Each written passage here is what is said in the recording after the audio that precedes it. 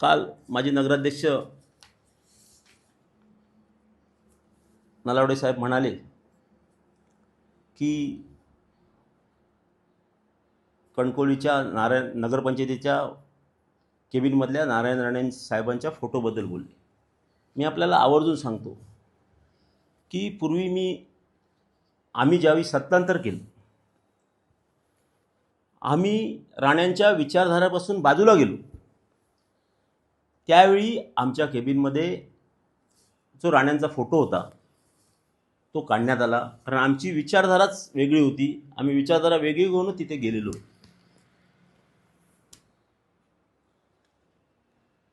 काल जेव्हा संदेश पारकरांनी प्रवेश केला तर तिथे कुठलेही फोटो, ना राणेसाहेबांचे ना कोणाचेही फोटो त्या केबिनमध्ये नव्हते असं मला माहिती मिळाली. मी नगरपंचायतीमध्ये गेलेलो नाही अजून, पण मला प्रशासनाकडून माहिती मिळाली. लवकरच प्रशासन प्रेस नोट करेल अशी मला अपेक्षा आहे या बाबतीतची.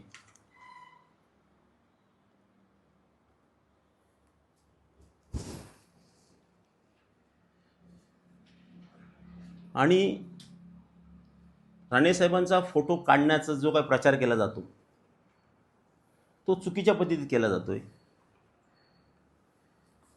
या नलावड्यांनी काही तासांपूर्वी किंवा काही दिवसांपूर्वी भाजपमधून नगराध्यक्षाची निवडणूक लढवली.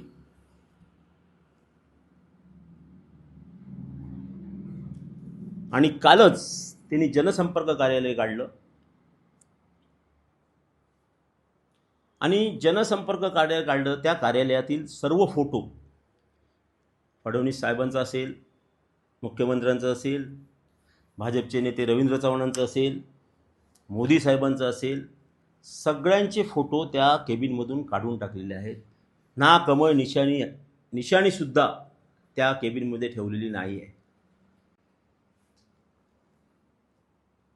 काही तासातच ते भाजपच्या लोकांवर म्हणजे भाजपच्या बाबतीमध्ये कृतज्ञ झाले.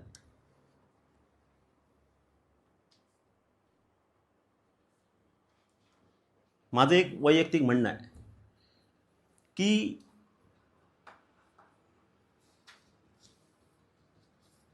हे जे इलेक्शन झालं आहे, ही जी निवडणूक झाली आहे, ही निवडणूक सर्व पक्षीय म्हणजे सर्व पक्षातले लोक त्या ह्याच्यामध्ये होते आणि सगळ्यांचं त्यामध्ये योगदान होतं.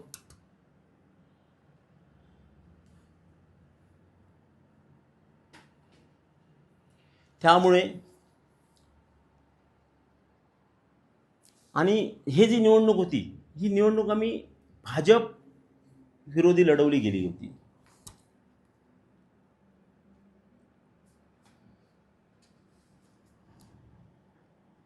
मला असं वाटतं की म्हणजे माझं स्वतःचं वैयक्तिक मत आहे की जर नारायण राणे साहेबांची हरकत नसेल तर नगरपंचायतीमध्ये नारायण राणेसारख्या ज्येष्ठ नेते असतील, या शहराचे लोकप्रतिनिधित्व ते करतात. ही निवडणूक शहर विकास आघाडी म्हणून लढवली गेली.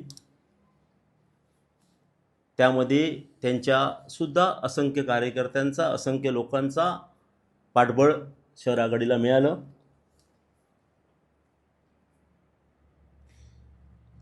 आणि भाजपमध्ये विरोधी असल्यामुळे निवडणूक की नारायण राणे साहेबांची जर हरकत नसेल तर फोटो लावणं काही वावगं ठरणार नाही असं मला वैयक्तिक माझं मत आहे.